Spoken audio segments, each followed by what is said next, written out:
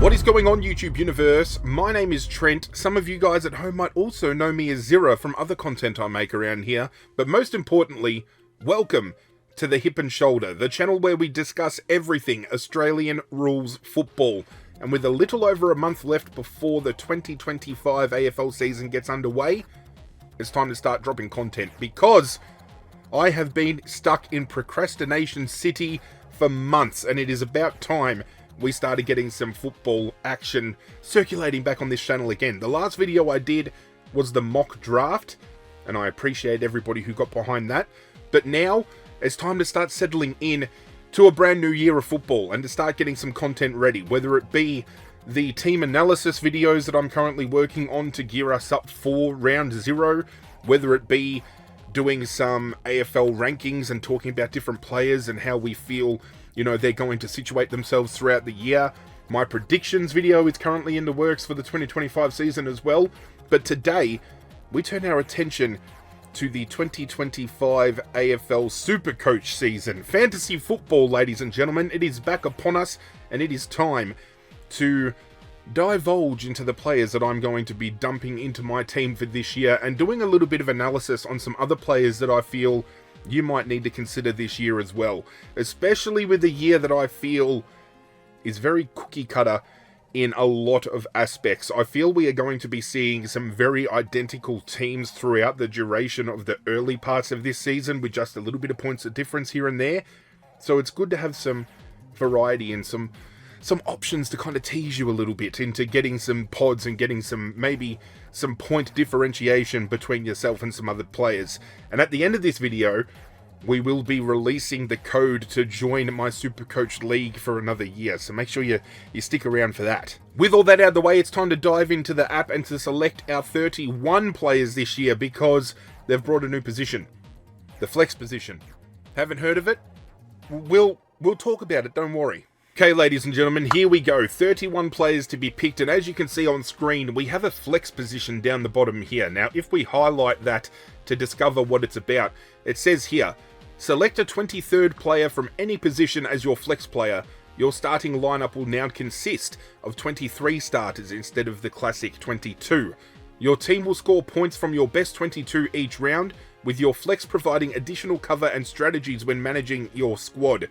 So essentially, when we've had bye rounds, it would take the best 18 scores to generate our winning score for that particular week. With the flex position, it is going to take 22 scores out of the 23 on field. So say, for example, you've got Zach Butters, and in the reserve, you've got somebody like a Caleb Sarong. And Butters might score an 87 for whatever reason that round, and then your flex position, which could be Sarong, scores 110. You'd get the 110 over the 87. It takes out the lowest score that you get out of that 23 and eliminates it completely from your scores, and you get the best 22 scores instead. So there's a lot of strategies and ways you can go about your flex position. I've seen a lot of people going with Matt Flynn, the ruckman from West Coast, in that position, just to add a third tall who could predominantly score very well. The only issue I have with Matt Flynn is, by all reports, he still isn't the number 1 ruckman at West Coast. They're still looking at going with Bailey Williams in that number 1 spot. So Matt Flynn might be a waste in that position. I'm going to go with a player, I think, straight out of the gate, and it's going to be the first position I pick here on this team that I'm unsure about the role he is going to play in this team. We know how well he played, you know, in the under 18s and that kind of level, but where he situates within the Brisbane lineup right now, I don't know. There's a lot of talk that he's going to be doing, you know, a lot of wing work. He's going to play a little bit of mix in the midfield, maybe off of half forward as well. But here we are going to go with Levi Ashcroft. I'm comfortable putting him in this position because I think a midfielder in the flex is probably the way to go, because the midfielders are the ones that are going to accumulate your most points. They're the ones getting all the contested ball around the contest. You know, some of the other rookies I choose might outscore Ashcroft. Ashcroft might not even play, but being able to pivot him to a bench spot, because you'll be able to substitute Levi Ashcroft here with any of the other midfielders that I select. But I think he is a good selection for that flex position, especially until we know where he's going to be playing, and if he actually does make it into the best 22 for Brisbane. And if he does, I'll be more comfortable with that pick. If he doesn't, we can do a little bit of manipulation. The first spot after that I want to talk about is the rucks, because it's easy to discuss. Now, we look at the bottom end of the table here, and a lot of people, 49%, have jumped on Harry Boyd, the 99k ruckman that I feel until about a couple of weeks ago was going to be my R3 and was likely to get some early game time. But Rowan Marshall is set to come back ahead of round 1, and it puts a big cross through Harry Boyd for me in the way of some cash generation, especially if Marshall's going to be coming back in.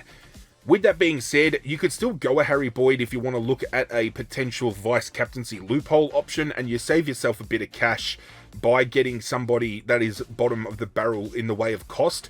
But my R3 that I'm going to be going with is going to be the ruckman from Fremantle. Liam Reedy is who I'm going to go with. Sean Darcy's going to be out until about round 5, and Luke Jackson's been training predominantly not only in the Fremantle's forward line, but as a tall midfielder as well, getting a lot of CBAs. So with Reedy, it seems they're going to look to use him as their number 1 ruckman, swapping with Jackson, and Jackson playing a forward mid role.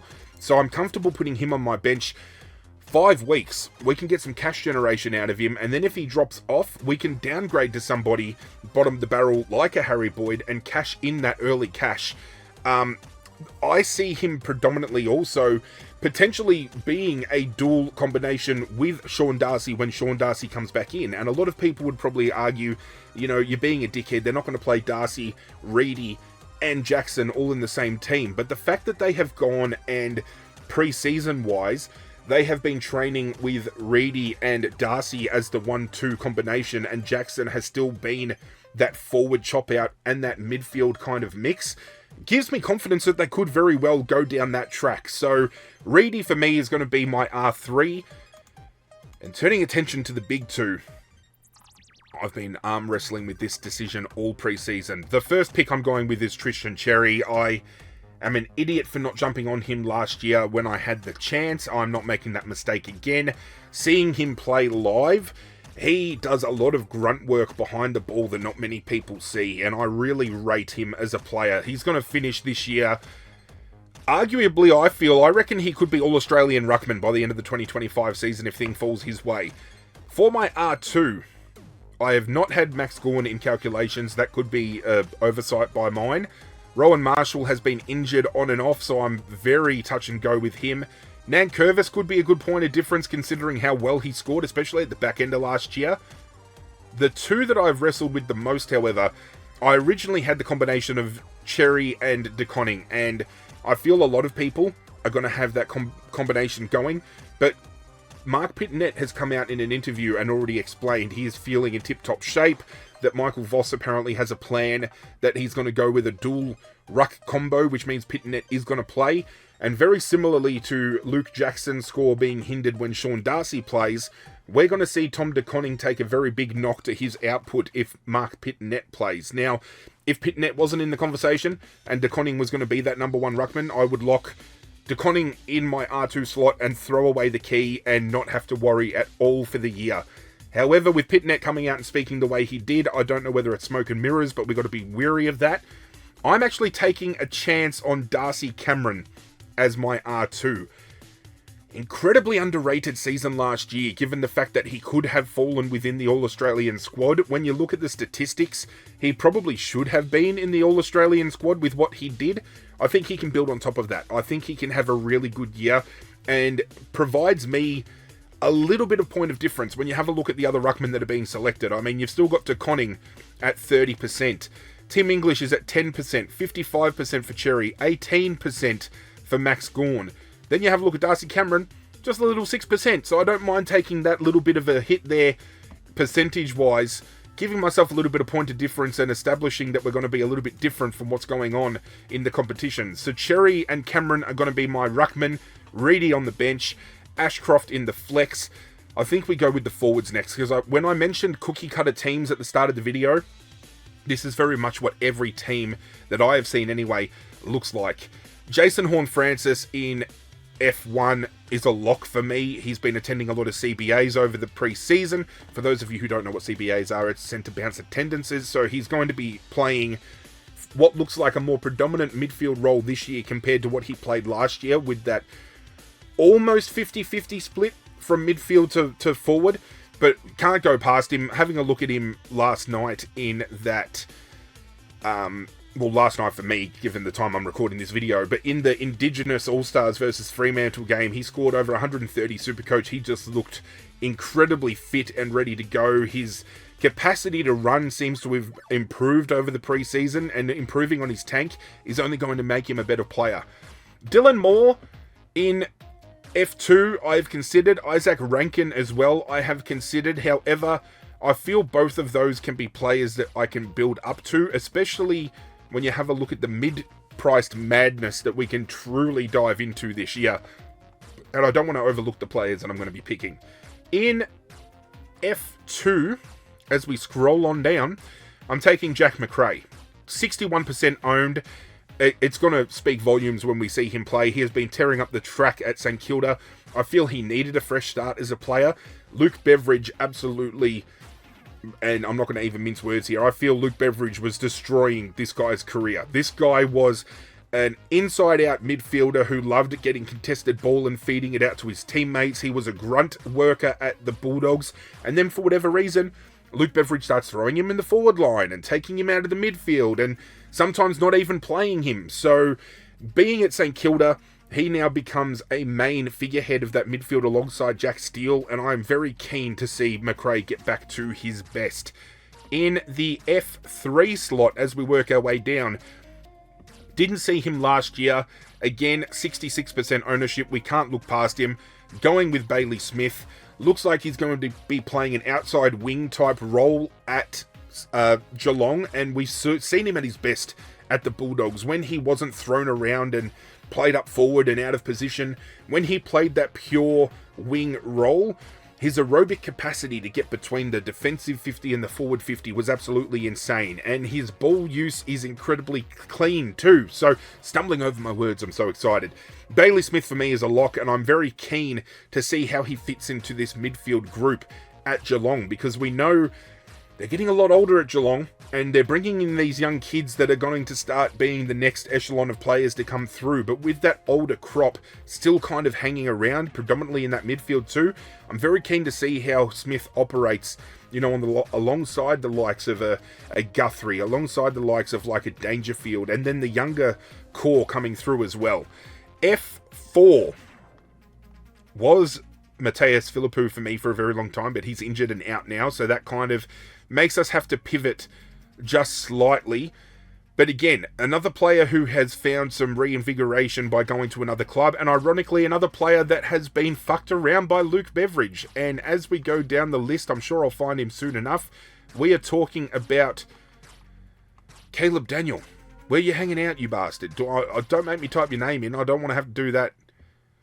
I'm doing it. We're just typing his name in and we're just going to bite the bullet. We're going with Caleb Daniel. That's why we hadn't seen him yet, because he's only 269,000. What a drop-off in price, but a bargain for us picking him up in that slot. Playing off of half-back at North Melbourne, taking in a lot of kick-ins as well, and we know that Daniel likes to play on from that kind of role. So, getting a lot of kick-ins, being that link-up player in the defence, and we know historically, players who play this role at North Melbourne tend to score a lot of points. So, at this point in time, we're picking up midfield type players in the way of Bailey Smith and Jack Macrae that should average big numbers if they're back to their best. We're picking up a half-backman who is going to be picking up big numbers if he plays at his best, and we're able to get them at incredibly discounted prices as well. So these four players here, to me, you're not even looking at flipping a Smith or flipping a Macrae or flipping a Daniel, because they're going to be scoring enough this year to keep as players to stay in our team. So that's how I'm looking for my first four forwards. And then as we make our way down further on the list, even cheaper in price, this is where we can start playing around with some ideas. Now, I've flirted with some players like Jai Simpkin. I feel he could have a breakout year this year, and seeing how he went about it in the Indigenous All-Stars game, if he can take that form into the proper season, he's going to pop off big time. Riley Sanders, again, For the Bulldogs, 23% ownership, could step into the role that Jack McRae has now left wide open, but I'm very weary of picking Bulldogs players in my team outside of like a Marcus Bontempelli, because we don't know where these players are going to get played or if they're going to get played because of Luke Beveridge. So going to pass up there. We're going to keep scrolling down, however, to some even cheaper options, and we're going under 200k here as we slide on down, and I'm going to be going with Tom Lynch from Richmond. Now, 183,000, 30% owned. He only has to average us 70 to 80 points, and he's going to generate enough cash for us to flip. He's not being brought in as a keeper. He is somebody purely for cash generation and then to move on. We know at his best, he can score some big numbers. He grabs really good contested grabs, which is going to score big. When he's on song, he's going to kick a bag of goals, which is going to net us big money. And all we need him to do is to be plucking marks and hitting targets. That's pretty much it. And as long as he can bring his contested style of football back into the mix, we're going to reap some benefits. Now we move on to the rookies. Easy to do so as we flip down to the lower price of the board. One of the first rookies I'm going to pick up straight away is going to be Elijah Hewitt from West Coast. Can't pass up on him. He's had a little bit of injury here and there, I believe, through preseason, but still all the talk around town is he's going to be fitting in, especially in that midfield group that now has Dom Sheed out injured, Elliot Yeo out injured. We've got room for Hewitt to come in and really take centre stage and really start, pressing his mark. Other players I've considered in this role, Ben Patton has apparently been playing a very big intercept type role in Sydney's defence, and Tom McCartan's been trialled as a forward. Dean Cox now as a coach is going to be incredible to watch because I'm keen to see how he throws those magnets around. Joe Berry is another one for Port Adelaide that I was keen on, but seems to have dropped off a little bit through pre-season, so I'm not too sure whether we should pick him up. Isaac Kako is one I am going to grab, but I'm going to be grabbing him as a midfield kind of mid-forward swap alternative there. Another one I was looking at potentially is Sam Powell-Pepper. Again, another player that only needs to average 70 to 80 points for us to flip.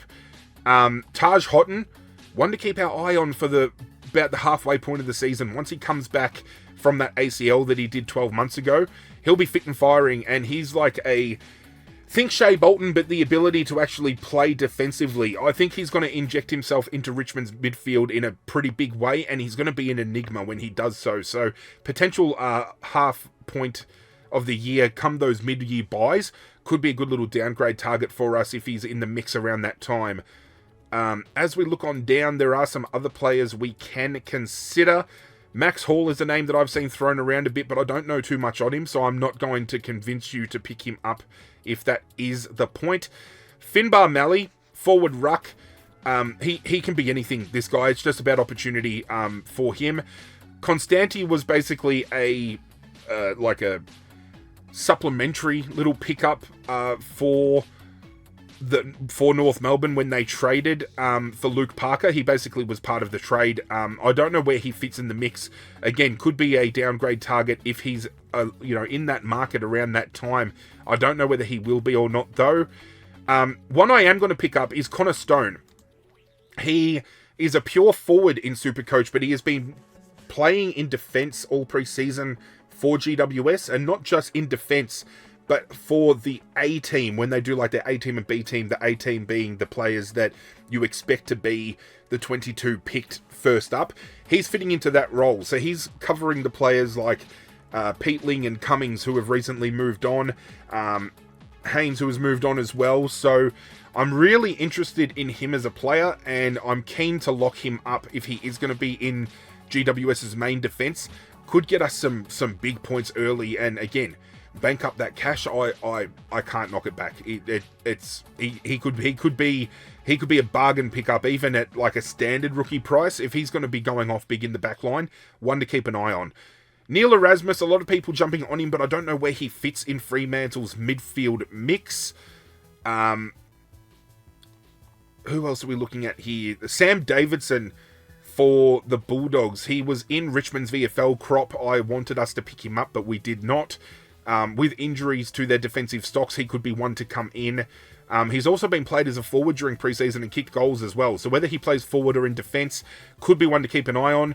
Thomas Sims picked up as a key forward, but looks to be potentially used as a backup ruckman to Toby Nankervis as well. Very keen to see how he goes about things. Harry Armstrong as well. Alga is one potentially rumoured to get an early start. He's been looking pretty good this preseason. He could be a little bit of a breakout. Matt Whitlock, a lot of people getting behind him. He has been taking some big scalps. He's been playing well against not only Cherry, but he's also played well against Nick Larkey. So playing against two of your best and doing a very good job, building up a decent resume in the preseason to kick things off with. Who did I have? I must be glazing over somebody here that I was originally locking away, and I have forgotten wholeheartedly about who I was going to bring in. It very well could be Davidson. I think at this point I am going to go with Davidson just to see where the mix falls with the Bulldogs' defensive line. Speaking of defensive line, that's where we're going to move now. And while we are at the bottom of the barrel, let's continue to talk about the rookies that we're going to pick up in this position. Again, a few names thrown around early that I was on board with but kind of shifted from. Luke Traynor was one I was behind, but not even named for the 23 taking on in the practice game tomorrow night. So a little bit concerning there. I don't know whether he's still battling injury or not. Riley Bice has been one that I've had all preseason, but I'm not too sure on now. I love preseason with SuperCoach because I make 100 iterations of this fucking team and it gets nowhere. Saad Al-Hawley is one that I've had in and out. I will probably pick him now. I'm not too sure on his overall output, but just with the defensive midfield kind of swapping as well and being able to pivot players, I think he's handy to have even if he's just going to sit on your bench and make you a little bit of money. Speaking of the Bulldogs, actually no, we've got to go somewhere else first. James Leake. I'm picking up Leake. He is named as a defender, but he has been playing a wing role with some CBA action over the preseason. So if he's going to be hanging around, GWS's midfield and he can pick up some cheeky points around there, I am happy to pick Leake up. The other one that I am going to plonk is Jed Buslinger. Now, he only played a portion of the practice game the other day against Essendon, but he looked good in part. His first kick was a shocker, but he kind of sunk into the role pretty well after that. I think he finished on about 50-odd points for what he did play. He's not going to be a 100-point scorer every week, but he's going to get us enough points to generate money, and that's what it's all about. And with Liam Jones out, Buslinger looks to be the player that's going to come in to kind of play that role that Bones Jones normally did play. So, happy with those three. The other one that I want to throw around is Beau Allen. Now, obviously, with the injuries to the likes of players of Dom Sheed and, Elliot Yeo, Beau Allen comes in a lot of clean usage of the ball. He is very hard working around the contest. I feel if Beau Allen isn't in the starting, 22 of the West Coast Eagles, there is something wrong. He should be in almost every team. I mean, he's in 66% of teams. I don't see how he doesn't start round one. Definite lock for me. And again, has that midfield kind of swappability with players that we can have here too. So I'm really diving in this year with more knowledge on having dual type players that we can move positionally, and that way we can kind of cover our holes and cover our gaps. But he should definitely not only be selected, but I think he should score very well. I'm actually predicting Beau Allen to finish in the top 5 for the NAB Rising Star this year. Now that we've got those players out of the way, we can go to our top end talent. Now, I'm not an idiot. Harry Sheezel I'm locking in straight away. I am passing on Sam Flanders. He has had a back injury throughout the preseason, and I don't know where Sam Flanders is going to play. I don't think he's going to play predominantly in that midfield, because that midfield is now stacked, especially with Leo Lombard coming in. They've just picked up Daniel Rioli. They've just picked up John Noble. There's your 2 starting half-backs. Where does Flanders play? If Flanders plays off of a half-forward, does he get 100 to 110 points a game? I don't know whether we can trust that. I need to see a little bit from him. If he pops off and I'm completely wrong, he's one of my first trade targets that I bring in. But I'm happy to start Sheezel, moving into a more predominant midfield role, getting a lot of the ball over the preseason, looks very clean, going to continue building on the seasons that we have already seen him play. If you don't pick Harry Sheezel, you're missing out completely. I'm actually shocked that he's only in 55% of teams. Moving on to the next.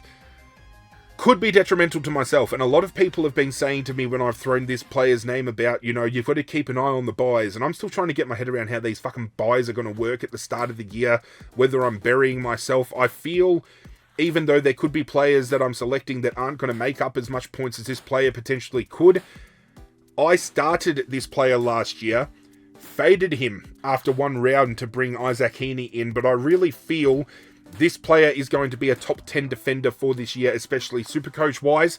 I'm starting Dane Zorko. Now, a lot of you are thinking, I know it. Kitty Coleman back into the team after he comes back from this injury that keeps, getting him pushed back and back and back. Does he become the main distributor again?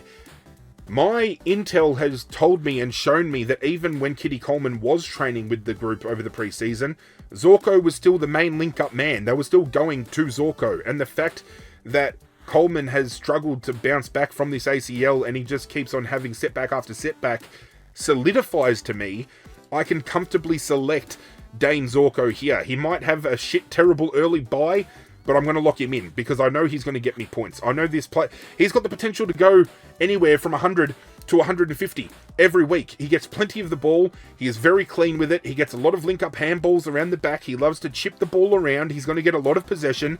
I'm happy with this selection. And with only 3% ownership, I'll take a pod. I'll take a pod any day of the week. Moving down the list, my next selection is going to be, and I'll probably look him up because he is going to be a little bit cheaper.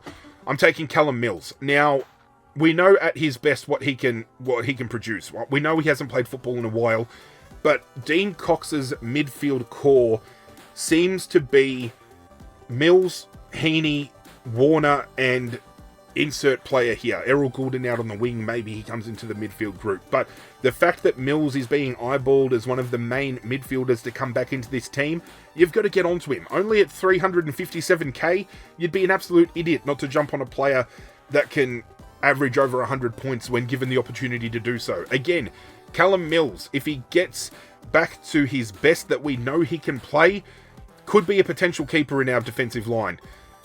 This spot here, I've wrestled with. It's hurt me a little bit. I'm going to leave it open for the time being, and we will come back to it later in the video, because there are a couple of players that I've kind of bounced around with. There's some other players that I'm hoping this year get some dual position, availability when the time comes that I am going to throw into there, and we're going to discuss some of those players as we move on to our midfield. Now, straight away, first two players I'm locking up, Marcus Bontempelli, Zach Butters. Now, Zach Butters, I didn't give enough attention and urgency to last year, and I'm an idiot for doing so. I'm going to lock him up here. Marcus Bontempelli, he gets points for sneezing. If you don't pick Marcus Bontempelli, you're an idiot. Again, 51% of players only picking Bontempelli is a crime. 27% only getting on Zach Butters. I don't know what's going on. Now, I could very well just skip on Zach Butters and go to Nick Dacos. Could very well be the move I make. I'm still 50-50 on whether Nick Dacos or Caleb Sarong is the player I'm going to bring in. I probably will go Nick for the time being here. This is probably the first time I've actually had Nick Dacos in my team all preseason. Originally, I'll show you the two players that I did have sitting in my M3 and M4 for a very long time, and they are two players that I have arm wrestled with because there are other players around the price point that I think are going to have bigger, if not better, seasons potentially than the ones I'm selecting. Now, Clayton Oliver is one I'm definitely going to lock up. Seems to be back to his best. I mean, when was the last time you saw Clayton Oliver rocking a six-pack? It's never been seen. The other player that I was looking to was Will Ashcroft, and as much as he had a great finals campaign last year, he had a great back end to the season. Can he back it up for a full year? Where does he fit in the Brisbane midfield? He'll probably be, M3 behind Dunkley and behind Lachie Neale. We don't know where Hugh McCluggage now fits in that mix. We don't know whether Rayner's going to be getting more midfield time. Where does it leave Levi Ashcroft? So Will Ashcroft was a player I've had in and out, and I'm going to take him out, and I'm going to bring Dacos in because I'm more confident with Nick Dacos because we know he's going to be the number one man at Collingwood. Other players around the price point, though, of Oliver and Ashcroft that I've been heavily considering. I've been considering Will Day for Hawthorn. Apparently back to his best and looking really fit, and I feel he could be a good point of difference, but a lot more people getting onto him now than I thought. And the other player that I have wrestled with is Josh Dacos. 1% ownership, and he is playing off of a halfback flank. Now, Isaac Quaynor normally plays that role. They've just brought in Dan Houston, who notoriously plays that role. So the idea of having Houston on one halfback flank, Josh Dacos off of another, those are two great ball users. Josh Dacos has the ability off of halfback flank to get real easy, kick-ins. He's really polished by foot, so he's going to be hitting targets left, right, and centre. Especially if Collingwood go into their mode of kicking it backwards, which we know Collingwood love to do. He's going to get a lot of cheap possessions moving the ball backwards. And I feel he could be a real breakout contender for Supercoach this year. I really, deep down, want to choose Josh Dacos. And if he is going to be playing that halfback role, I hope he's going to get that defensive DPP so I can trade him in straight away and bring him into the team. We get to have a look at him for free in round 0 to kind of gauge where we're at, and if he does play well, I might manipulate my team a little bit to see if I can bring him in. I'm not picking him yet, but Josh Dacos is probably the one player right now that I have my eye on the most that isn't going to be in my final team. Who is in my team, however, who is also mid-priced, is Peatling from Adelaide, playing as an inside mid, getting a lot of CBAs, just had another intermatch kind of training session where he stood out again. A lot of CBAs, a lot of tackles. He's getting his hand on the ball a lot. This is somebody who I feel is, again, going to have a breakout year. Brand new club, point to prove. Young midfield core. Rory Laird's moved back to a halfback flank to allow Peatling to come into that midfield. It's going to be interesting to see how Adelaide operate, but I'm not passing on Peatling because from all reports, he is having a huge year, and I am very geared up to see how he performs. We're now going down to our rookies because my next 3 on-field players are all going to be essentially 200k or less, and then our bench is going to be selected. The first I'm taking is Sam Lawler. Number 1 pick overall in the draft last year to Richmond, has been absolutely flying. Likened to players like Dustin Martin and Jason Horne-Francis. Will be playing in our practice match against West Coast. Very keen to see how he performs. He should be a lock for round 1 to debut for Richmond. Very keen to see how he plays as both a midfielder and as a forward threat as well. The next player we take, not too far from Sam Lawler, we are taking Finn O'Sullivan, pick number 2. Playing as a wingman, outside kind of ball winner for North Melbourne. Very clean by foot, has a lot of endurance, ducks and weaves out of contest like there's nobody's business. He was originally my flex position for a very long time, but having seen how well of a preseason he's put together, there is no way he does not get selected come round 1. And to finish off my midfield group on field, we're going with pick number 3 in the draft. We're going with Jagger Smith. Now, he, in my opinion, is straight up into Carlton's midfield, and to think that we're going to see Patrick Cripps, Sam Walsh, Jagger Smith in that midfield core, absolutely insane. Now, some people are saying, oh, what about Adam Chera? No, fuck Adam Chera. Jagger Smith's going to have a way bigger year this year than Adam Chera. I'm actually going to go out on a limb here and say Jagger Smith is going to win the Rising Star. He might not have been, in many calculations, everyone's saying Levi Ashcroft was the best player in that draft pool. I think Smith is going to have a booming year, and trust me right now, he is going to make an immediate impact in Carlton's midfield. Turning our attention to players that we can put on the bench, one that really popped up in my mind, and his stocks have been rising since the Essendon Bulldogs game. Elijah Sartis had a lot of CBAs. I think he attended 80% of them for the game. His disposal efficiency let him down, but could be a very good selection to sit on your bench. Bulldogs had no Bontempelli, no Treloar, no Liberatore, so I don't know how much stock you can put into how the Bulldogs midfield kind of underperformed, and whether those players lacking allowed, Sartis or Cheetus, however you pronounce his name, to get more of the ball. Essendon's midfield core was pretty much there, and he attended most of those CBAs with not many midfielders out of the mix. So one that I'm definitely going to be keeping an eye on. Sid Draper was in my team for a very long time, but I'm not hearing much chatter come out of Adelaide about him. I don't know whether they're just being tight-lipped. If he is named round 1, I will make some alterations to bring him at least onto my bench, but he isn't on my bench currently. Harvey Langford is one that I'm bringing in, though. Very big raps from players like Christian Petrarca from him this preseason. Again, I don't know where he fits in the mix at Melbourne. I don't know whether we can really bank on him getting early game time. 20% of us think that he might. I'm going to select him. Again, a player, if he doesn't get the time, I can fade away because there's plenty of players around this price point that will be getting time. Like a Josh Smiley, for example. He's injured. He was in my team. He is now out of it. Toby Travalia, I am going to pick, though. Midfield defensive swap. A lot of talk around him being one of the replacements for Josh Battle and Patton and, those players that are now missing in defence. St Kilda deliberately targeted him and Toru in the draft. They knew what they were going for. They wanted 2 big-bodied intercept defenders that have enough athleticism to be rebounding defenders in the same vein. I'm picking him up. Again, if he doesn't get picked round 1 and he's not going to get that early game time, plenty of players around this price point that we can bring in. Lombard's probably the one I'm fading here that I don't want to, but I'm going to. Sheldrick is another one I want to bring in, but again, how does he fit into that midfield core?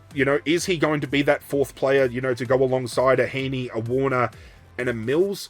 I need to see a little bit more of how Sydney's going to line up before I bring him into the mix. Similar with Leo Lombard.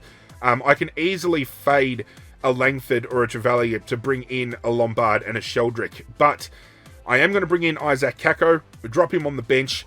I saw him play against the Bulldogs. He looked absolutely incredible. Very happy to bring him in. I just realised how much money I've got left over. I'm actually surprised I've got that much money left. I might have to throw some money around and bring somebody in. I've got less money than I would have liked to bring in a particular player in that point. There could be a point of difference, which means I might have to do a cheeky little downgrade here. So let's get rid of Langford and let's see who else we can bring kind of on the cheaper end of things who might still make us a little bit of money.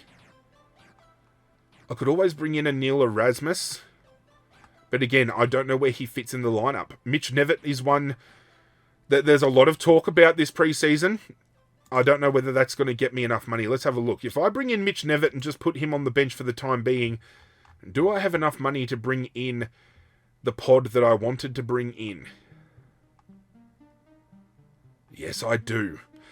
I'm very much looking at Lawson Humphreys. He had a big game in the Indigenous All-Stars game, and again, at only 2%, he's a very unknown type player. We don't know what kind of year he's going to have, considering he was a rookie last year. So I don't know whether we can trust fully that he's going to score big, but a player that I've been keeping an eye on, and one that has gotten raps from one of Collingwood's all-time greatest players, Scott Pendlebury, is Harry Perryman.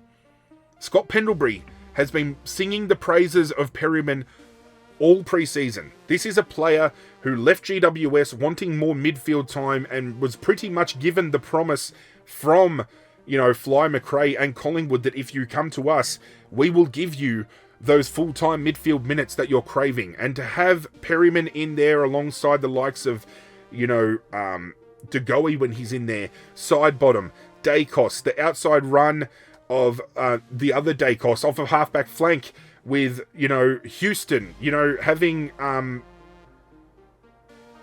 those other type of players that are accumulators of the ball. Tom Mitchell, if he can get back into it. I feel he's going to slot in well at Collingwood and could get us a lot of points early.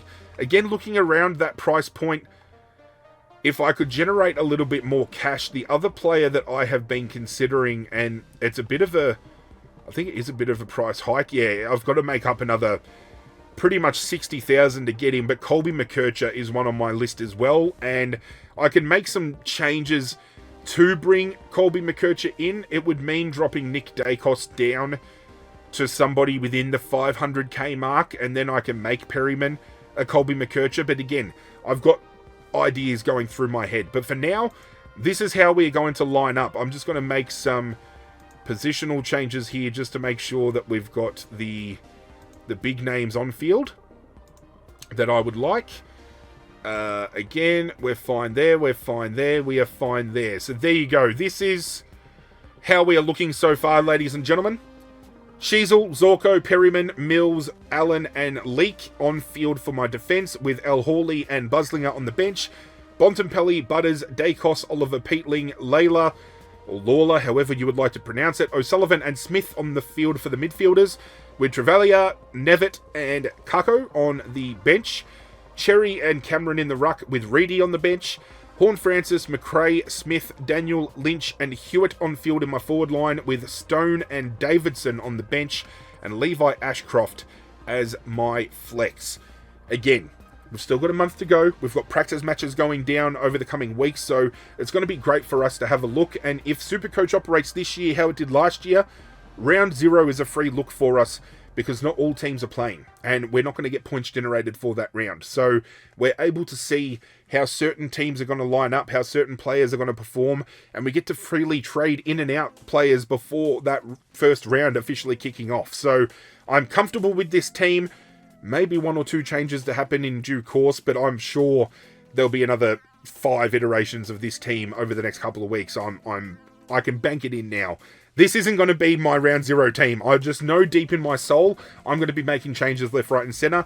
I'm happy with where we're at, though, and I'm keen to have kicked off this year in a more comfortable state, because last year I finished close enough to the top 1,000 players, which is the best run I've ever had in SuperCoach. So I feel my knowledge of the game is getting a lot better. And speaking of the game, ladies and gentlemen, now that I've picked my team and we have unlimited trades still to go before round 1, it is time to reveal my league. If you guys want to get on board, you can do so. All you've got to do is come on over to the Hip and Shoulder. The league code is on screen, 595426. Get on board.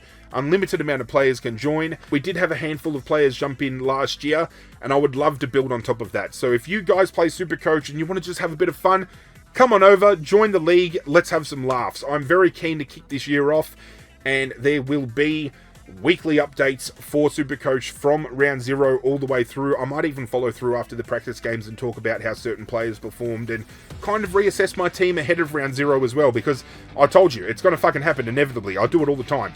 Thank you for joining me for today's video. Do hope you guys enjoyed. If you did, do me a favor and hit that like button down below. If you are new around here and you'd like to get on board the community we're building, consider hitting that subscribe button as well. But that's it from me, guys. I'm out of here, and as always, I will catch you guys next time.